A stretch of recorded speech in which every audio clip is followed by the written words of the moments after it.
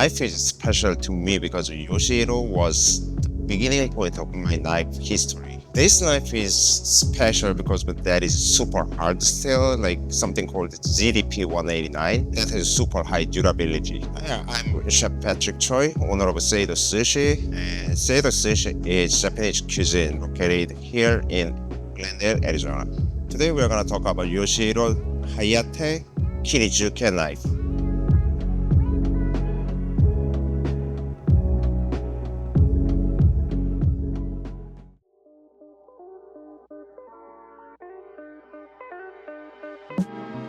Sujihiki is long, narrow, thin blade and that prevent drag and that makes precision work.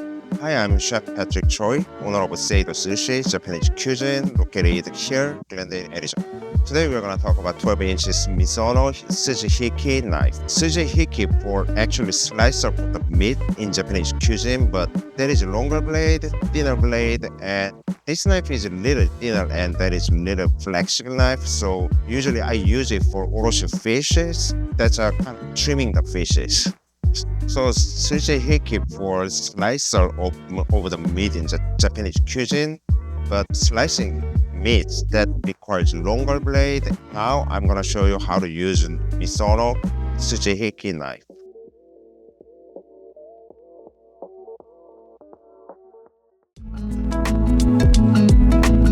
This is super sharp knife just using in Japanese cuisine for the cutting fish. That's a one-sided bevel, so that is separated by right-hand use and left-hand use, and mine is left use knife. Find high-end left-handed knives are really hard to find because basically they don't make it. Most of Japanese cuisine, they are start knife schedule with the right hand, even that's a right-hander or left-hander, that doesn't matter. Hi, my name is Chef Patrick Choi, and I'm owner of Seido Sushi, a Japanese cuisine located here in Glendale, Arizona. Today we're going to talk about Sakai Takayuki 12 inches Kiritsuke sashimi knife.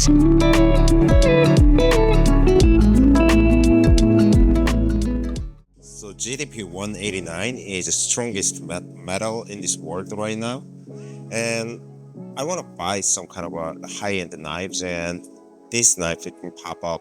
So HRC was 67 grade, and that means super high durability. So this one is super strong and I can use a whole week without sharpening, and the only thing I can compare with it is Miyabi Black. So this knife is a lot heavier than other knives. There is wide blade and heavier blade, and I prefer Kiritsuke knife because that metal has like balance to the forward because the blade itself is heavier. And this one is a lot heavier than other knife, which means I don't have to use a lot of power to cut something.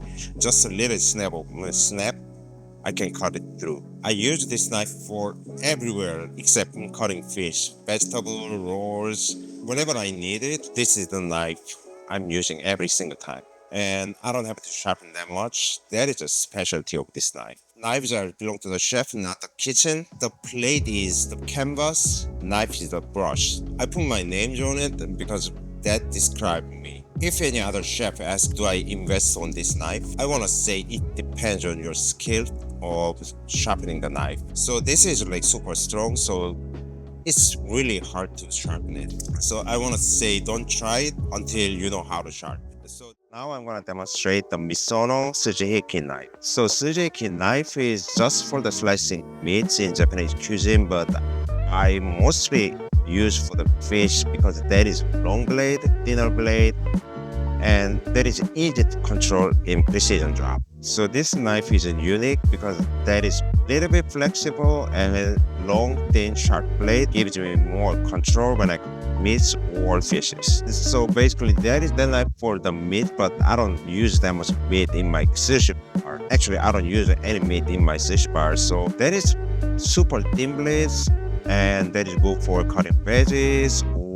Most likely when I trim the fish, the blade is thin, so I can fish without any damage. This blade can be both for beginner and high-end chefs, but since it's a long blade, it's a little bit hard to control by beginners. I would recommend to more advanced chef. This knife is not throw and use knife, actually, not daily knife. Most likely when I trim the fish, those kind of job, like trimming veggie or cutting veggie, I use most likely for those things. I don't usually put anything on the dish, so that's back-end knives. So every time when I get the fish delivery, I use it for cut, trim, and prep station, and this is I highly recommend this knife to anyone need like super precision job. I want to recommend that. I think now is the time to demonstrate Sakai Takayuki Kiritsuke 12-inch knife.